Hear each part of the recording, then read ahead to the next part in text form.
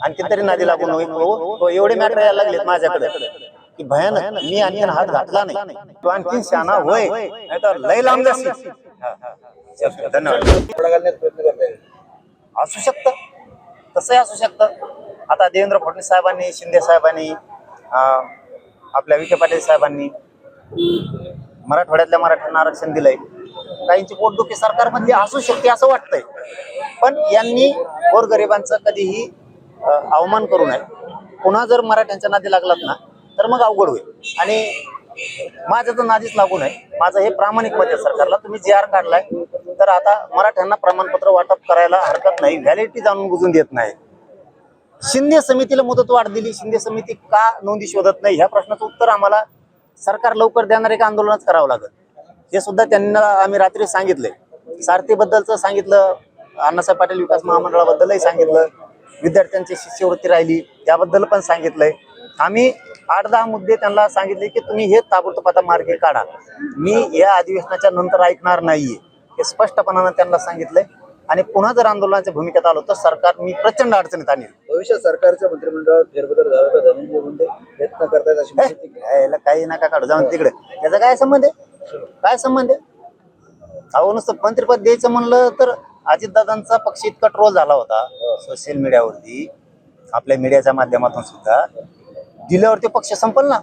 त्यामुळे भाजप जवळ नाही करीत, भाजप काय हाताने लफडगाड्यात गुंतून घेईल, विनाकारण रक्ताने हात भरलेल्या लोकांना सरकार का सांभाळी, भाजपमध्ये जाईल तर भाजप का मंत्रिपद देईल, खुन करण्यासाठी द्यायच्यात का?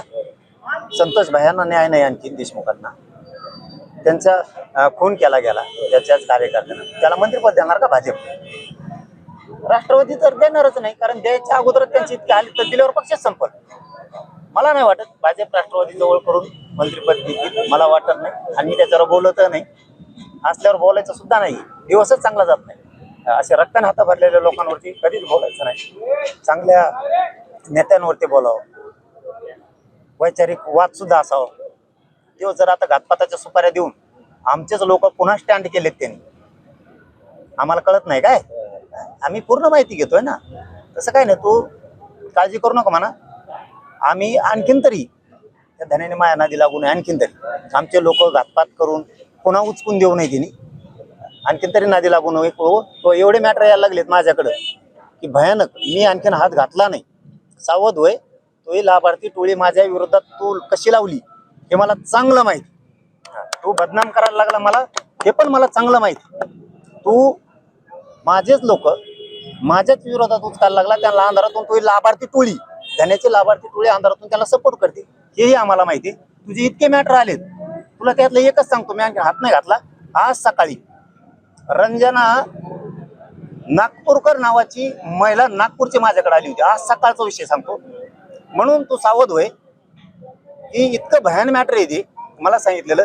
कारण ती शोभाताई फडणवीस यांच्या बहिणीची मुलगी त्यांच्या घरी दिलेली, त्या नागपूर मॅडमची, हे देवेंद्र फडणवीसला माहीत सुद्धा नसेल आणखी, किती प्रचंड मोठी फसवणूक आपल्याच पाहुण्यात झाली, म्हणजे त्यांच्याच पाहुण्याची। मी तुझे मॅटर इतके आलेत माझ्याकडे, तू धन्या इथून पुढे तरी महिना दिला लागू नको, आमचे लोक उचकू नको, आणि आमच्या लोकाला ज्याला तू घातपाताच्या सुपाऱ्या दिल्या त्यांच्याकडे तुझी लाभार्थी टोळी पाठवायचं बंद कर।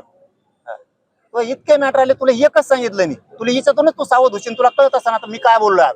रंजना प्रदीपराव नागपूरकर ही बिचारी महिला ब्राह्मणांची आज सकाळी माझ्या घरी येऊन इतकी रडत होती, तिचा नवरा सुद्धा मेलाय त्या टेन्शन पाहिजे याच्याचा हे देवेंद्र फडणवीस साहेबाला माहित नसन, तुमच्या पाहुण्याचं तुमच्या घरातलं नातं। आता हे शोभाताई फडणवीस मला नाही माहित कोण आहेत, बहुतेक त्यांची आई आहेत का, आईच असतील वाटतं ना फडणवीस साहेबांच्या, किंवा नात्यातला कोणी असतील माहित नाही समजा, पण हे त्यांच्या घरातले नातेवाईकी। मी जर तो असे मॅटर घ्यायला लागलो ना, तो लय हालू दे, हे ध्यानात ठेव। तू इथून कुठेतरी ते चाळे बंद कर, घातपात करणाऱ्याला साथ देणं, लोकांना उचकवणं हे तू बंद कर, शहाणा होय, तू माझ्या नादी लागू नको, लय बेकार होईल बरं का। आणखी मी सांगाल ना वेळ आल्यावर, मग मी फक्त त्याला संदेश दिलाय की तुझे मॅटर सुद्धा माझ्याकडे यायला लागले, तू आमच्याच लोकांना घातपाताच्या सुपाऱ्या द्यायला लागला, आणि ते गप बसले होते तरी ह्या टोळीनं तू कसं उचकायला लावलंय त्याला पुन्हा, हे ध्यानात ठेव। माझे काहीच मॅटर नाही आहेत, मी जर केलेला प्रत्येक आरोपावर जर फौजदारी खटले दाखल केले ना तर माझ्या विरोधात बोलणाऱ्याला त्यांना लाईफच भोगावं लागणार आहे जेलमध्ये, हे ध्यानात ठेव. मी आणखीन पाऊल उचललेलं नाही. तू टोळी आवरेव आणि तू बी शहाणा होय, आणखीन तरी माया नादी लागू नको. मी जर मागा लागलो तर तो हे जवळपास 22 पेक्षा जास्त प्रकरण माझ्याकडे आलेत. मी आज पहिल्यांदा सांगायलोय, तू आणखीन शहाणा होय, नाही तर लय लांब जाशील. हा, चल, धन्यवाद. आणखीन तरी नादी लागू नको. तो एवढे मॅटर यायला लागलेत माझ्याकडे की भयानक. मी आणखीन हात घातला नाही. तू आणखीन शहाणा होय, नाही तर लय लांब जाशील. हा, चल, धन्यवाद. महाराष्ट्रातील सर्व बातम्यांचे विश्वासार्ह व्यासपीठ, सकाळच्या सर्व सोशल मीडिया प्लॅटफॉर्मला लाईक, फॉलो आणि सबस्क्राईब करा. तसंच सर्व नोटिफिकेशनसाठी बेल आयकॉन प्रेस करायला विसरू नका.